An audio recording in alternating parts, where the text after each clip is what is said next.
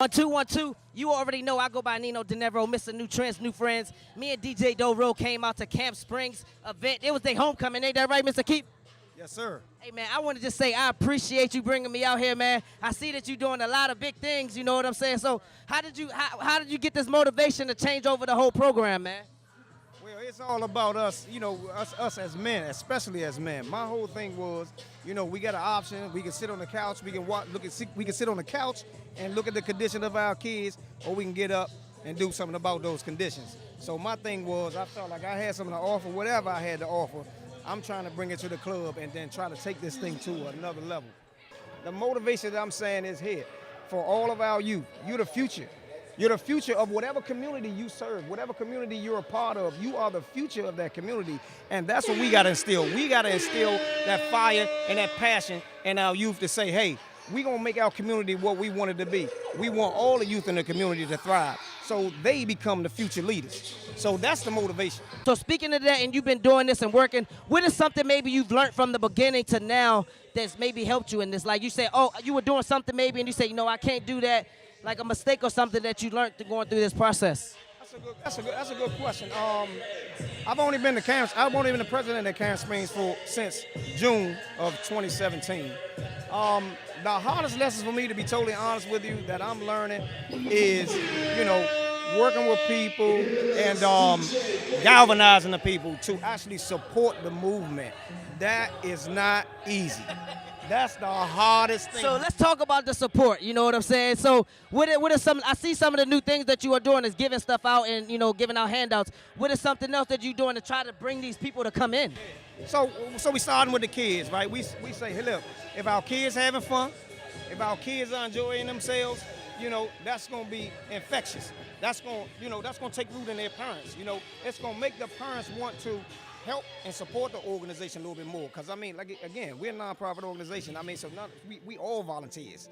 All volunteers. We're not getting paid to do this. We just here because we love the children and we love our community. Being a coach, you got to hear all the parents' mouth. You got to hear all the kids' mouth. You got to hear the parents' mouth again.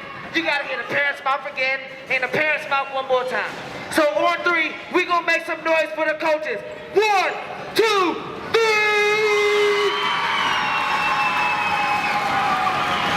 The mentoring program. They have a mentoring program for the kids. So who came up with that idea?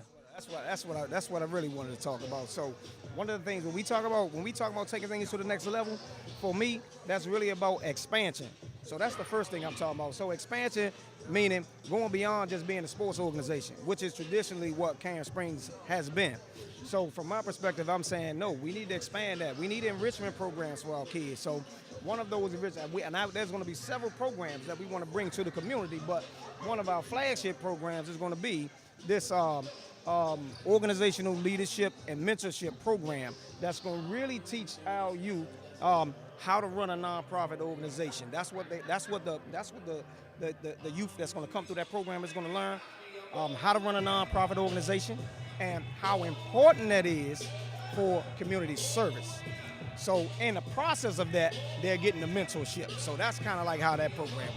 So I understand that you got the mentor program, and it's all about the kids, you know what I'm saying? Because basically, if they don't have us, they're not going to know the difference between good and bad, you know what I mean? So what I try to tell people, even at y'all's game yesterday, is that, we always start at the little ages, but we got to start working at 12-year-olds and 10-year-olds and up because those are the kids who really need us, you know what I mean? So if you out there listening, let's start supporting those older kids because those are the kids who actually need more attention than the little kids. What other sports do y'all have coming up? Any other sports that's coming up after basketball season?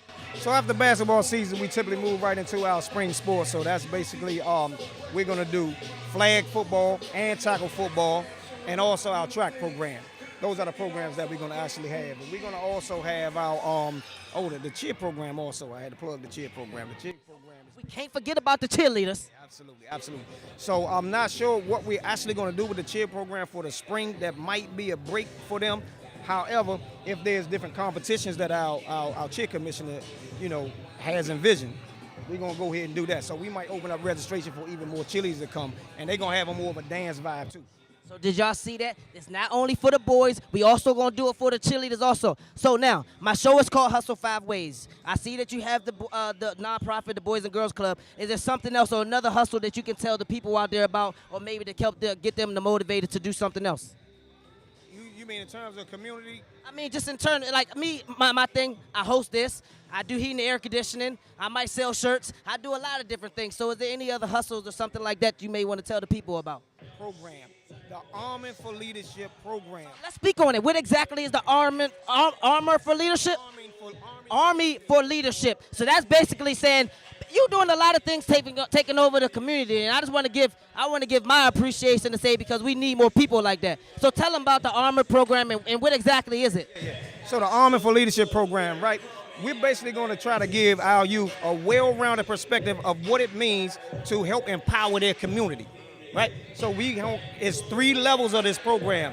It's politics, economics, and culture. We got a program. Can I stop you for a second? Because economics is big. A lot of people in my community and stuff don't know about economics. Can you just speak a little bit about that and where we downfall, you know what I mean, what our downfall is in that? Yeah. So mainly from a program perspective, we do want to bring the kids, we want to offer the kids, sound financial, money management. We want to offer the kids that for sure.